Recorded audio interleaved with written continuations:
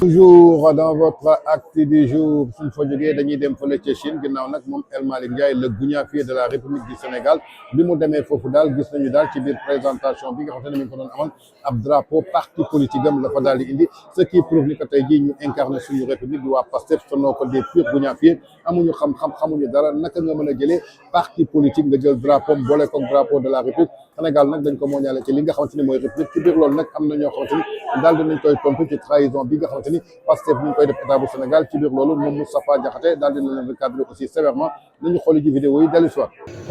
On veut copier le modèle chinois andi ko dans une république démocratique pluralisme de parti loolu lañ def loolu leen fan loolu kenn du ko fi jëlee. oui ça pour ça soit clair on ne mettra pas un drapeau d'un parti politique à côté de notre drapeau national. ku ko permettre tu es un traître à la République. oui. Les partis politiques, leurs responsables, leurs leaders, la presse, quoi encourager l'euro, tu as trahi le modèle démocratique sénégalais. Oui. Tu es un complice. Tu seras sévi de même peine. Oui. Dans les mêmes circonstances. Oui. Amul sa werante loolu moom kenn du ci négocier amul ay bàyyi leen peuple bi amul leneen parce que on est en train d'agresser le modèle politique sénégalais. Oui. Notre république elle est démocratique. Oui. Elle est laïque. Loolu la constitution bi wax. Yooyu c'est des clauses d'éternité. Maanaam kenn mënu ko soppi ci constitution bi. Oui. La forme républicaine, la manière d'élire le président de la République, son nombre de mandats. Oui. Ci article 131 su ma jublu ou 113 entre il y a 1, 3 ak yooyu c'est des alinéas qu'on ne peut pas modifier. C'est des clauses d'éternité. Oui. Que suñu drapeau bi est intrinsèquement lié avec le modèle républicain que nous avons. Oui. Kenn mënu ko dindi. Oui Kandé. Fii ci réew mi de koo leen gis mu samp drapeau Pastef à côté du drapeau sénégalais même si on doit vous tuer allez-y ôter le drapeau de Pastef à côté du drapeau du Sénégal. loolu mooy dëgg. Oui. jaay suñu bàkkee nag dafa jot ci réew mi. Oui. parce que Sénégal bii bu ñu ko défendrul mais des gens venus de nulle part tombés du ciel sans cervelle vont brûler ce pays-là te il faut le refuser. loolooy dëgg il faut oser les mots. Des arrivistes ne vont pas changer ce qui leur a permis d'arriver au pouvoir. Oui. jël sa drapeau bu ñaaw bi drapeau bu dëmm bi teg ko ci suñu drapeau bu rafet bi. ba tax deret. mais seen lu xonk loolu ñuy jël di ko teg ci suñu drapeau lan la. dafa tax deret drapeau parce que ban signification de valeur la. mais c'est Tidiane. non ban qu'est-ce qu'on peut apprendre de ce drapeau de Pastef. dëgg la de. Qu'est-ce qu'il reflète. du yoon. Ce drapeau-là est lié à quoi à notre histoire suñu histoire lan la ban rapport la am ak suñu histoire. billahi. bu réew.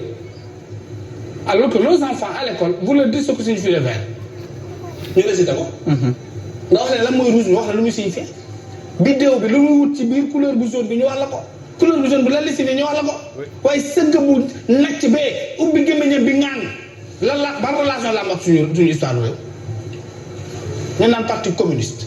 ay parti communiste parce que loolu la bëgg a nekk léegi parti communiste sénégalais. nga njëkk sa waxtoon nee na rouge bi mooy deretu ñi tuuru woon. mooy seen deret ñoom.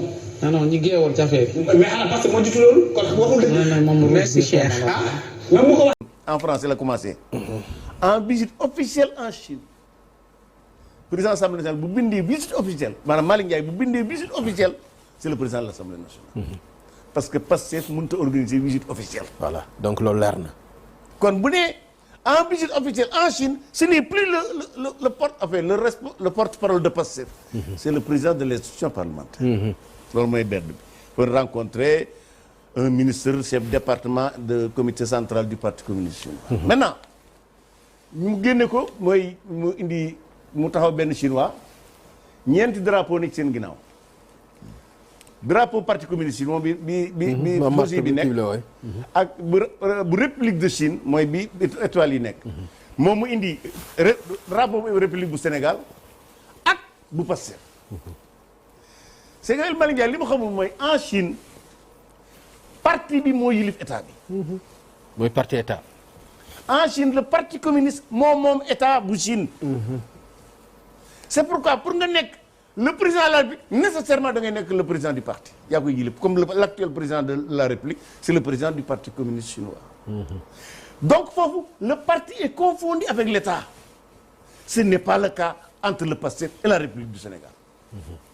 kon moom ba muy taxaw en tant que président waru foon a yóbbu bu fekkente ne institution bi ko fa yóbbu warul yor drapeau PASTEF. bu fekkee PASTEF ba ko fa yóbbu warul yor drapeau bu Sénégal parce que au Sénégal le PASTEF n'est pas confondu à l'État du Sénégal am te kon nag mel na ne bëgg nañ ko.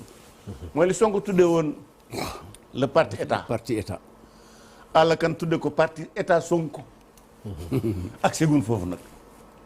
xam nga li may tuddee la clochardisation de la République mooy Sénégal dafa am nu ñu ko tëggee te mu nekk ci constitution bi muy séparation des pouvoirs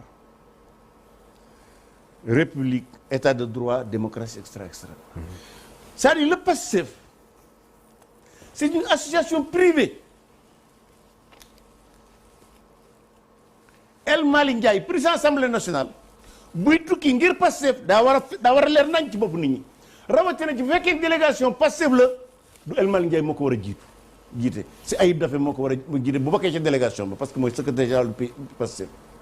su fekkoonte ne comment il s'appelle Birame Diop bu non pas Birame Souleye daa bokk ci délégation ba ñu mën nañ jàpp délégation PASTEF waaye Malick Ndiaye wax ci page Facebook am ne dafay nekk visite officielle en Chine kooku sur l'Assemblée nationale loolu nag kan moo fay voyage bi lu ñu fa jëlee ndax Malick Ndiaye waxoon na fi Ousmane Sonko ba mu demee Chine ba diggoon nañ ko xaalis. dina ko indiwaale. dina ko indiwaale. xaalis ba rek dégguma ko fenn bu fekkee xaalis boobu la El Malick di jël. mooy Abu Dhabi la waxoon. non Chine Chine Ousmane demoon na fi Chine ba mu demee ci ba mel lu maaw di ko siyaare. donc lii dafa garaw parce que xam nga muy PDS muy APR ñi ak même parti socialiste bon su parti socialiste ñoom bi dañ fay jógee ñu doon reconnaître la République parce que ñoom ils étaient tu vois avec Taïwan. oui mais ils ont été là-bas ci la ñuy indi seen multiplicité. voilà donc parti communiste chinois ñoom c'est comme ça que noonu la ñuy doxalee maintenant li ma ci métti rek mooy le fait que mënu ma ne catégoriquement ne président assemblée nationale moo dem mais loolu dama ko war a mën a wax mu leer nañ bu doon délégation Pastef sama yoon du ci nekk c'est-à-dire bu ñu génnee woon drapeau Pastef yem ca mais boole drapeau Pastef ak drapeau bu République du Sénégal loolu jaaduwul ci koo xam ne yaay la deuxième institution de la République du Sénégal parce que en réalité dafa bokk ci loo xam ne waa Pastef bi yàlla sàkk dañ koy def mooy dañuy toroxal la République du Sénégal te nag gis nga Pape Ngagne Sénégal République moo nu boole. mais est-ce que loolu du ñàkk xam est-ce que du ñàkk xam. de loolu laa waxoon kat Ibrahima Ndoye jàpp ma gu ñaa fi mooy. kon nag man waxuma ko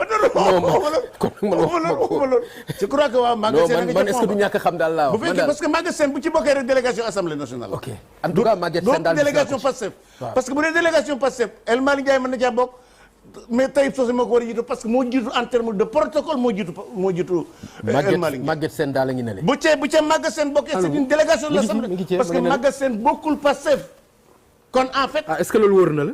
déedéet wóor na ma Maguette Sène bokkul Pastef. il a son parti d'ailleurs ils sont en train même de l'élargir encore une fois d'ailleurs boo xam ne moom lui-même je considère qu'il a été piégé parce que Maguette je le connais bien il est assez rigoureux pour ne pas di dugg ci yu mel nii. mais en gros El Malick Ndiaye li mu nu wan mooy il est en visite officielle en Chine donc en tant que président de l'Assemblée nationale mais visite boobu à la limite daf koy def pour le Pastef loolu moo garaaw loolu mooy. est-ce que du ñàkk xam.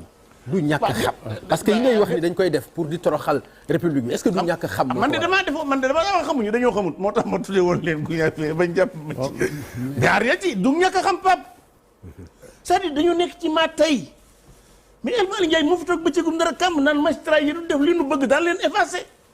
moo ko wax de. moo ko wax. waaw moo ko wax moom. c'est-à-dire ku ñemee génne loolu sow làmmiñ mais mën ngaa def lu gën a garaw lii. mais loolu li muy tekki mooy dafa bokk ci les raisons fondamentales yoo xam ne képp ko Sénégal di sa yitte war ngaa takk sa sër wala sa tubéy pour ñu jëlee fa parce que lu mu gën a gaaw parce que lu ñu fi gën a yàgg gën a yàq réew mi. parce que nag quand même ça c'est irresponsable parti yi fi nekk yëpp bu ci nekk daana dem Chine mais cette confusion des fonctions là loolu moo jaaduwul bi des mooy loolu dafa bokk ci la pratique de la patrimonialisation de l'État et loolu c'est une théorie de Pastef yéen dégg ngeen fi benn ngi wax ñu ne ñu ne ñoom ku délégué de quartier ak monsieur météo duñ ko jox ku bokkul seen parti mais ça c'est irresponsable encore une fois cette affaire là de visite officielle du président de l'Assemblée de El Malick Ndiaye en Chine ça nécessite des éclaircissements su fekkente ne si ñoom délégation Pastef la waru tudd visite officielle parce que Pastef mënul organiser une visite officielle en Chine même si c'est auprès du parti communiste. Deuxièmement le drapeau du Sénégal waru faa nekk parce que en Chine le parti et l'État sont confondus moo tax boo gisee drapeau parti bi da ngay gis à côté le drapeau de l'État et d'ailleurs drapeau parti bi moo gën a kawe drapeau État bi parce que foofu l'État le parti moom État bi. au Sénégal Pastef moomul État bi c'est-à-dire État Pastef amagul État Sonko waxi noppi kon encore une fois bu ñuy tukki à l'étranger bu ñuy def la dajaa war a feeñ ne ñii ñëw ici c'est une visite privée parce que le Pastef est une association privée encore une fois moi je dénonce cette confusion là. kon yaakaar naa ni ñoo ko déggandoo ñoo ko gisandoo réaction bi benn la yàpp Sénégal weesuwul tey jii nga doon président assemblée nationale war dem fële ca Chine représenter la République du Sénégal qui est différent de li nga xamante ni mooy République populaire bu Chine bi nga xamante ni parti état moo fa am muy parti communiste bi nga xamante ni moo tur état ñoom su leen neexee ñu teg seen drapeau Sénégal doxewul noonu Sénégal li muy doxee mooy république nga jël sa drapeau parti yóbbu ko fa comme ni ko Moustapha Diakhaté leer ay guñaafiyee lañu ay iñaar lañu xamuñu ñaari salaamaaleykum su dee da nga ne visite officielle jàppal ni que état bu Sénégal moo la yónni c'est la République du Sénégal moo la yónni fait partie au nom de la République donc benn drapeau nga waroon yóbbu muy drapeau Sénégal vert jaune rouge étoile ci digg bi su dee tey sa parti politique moo la yóbbu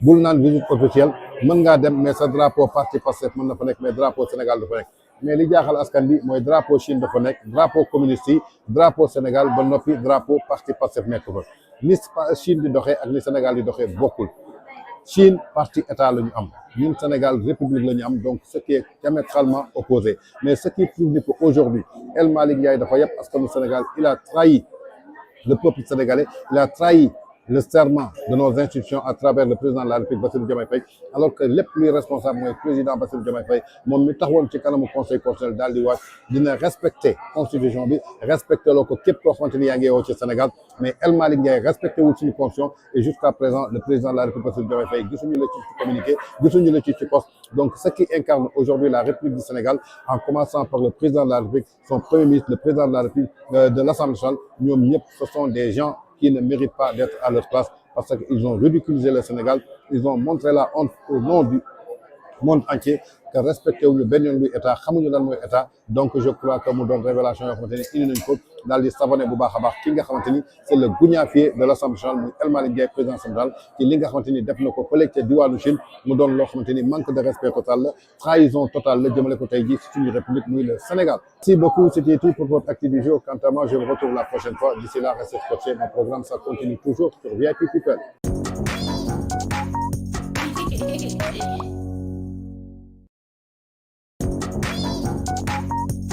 Hey, hey, hey.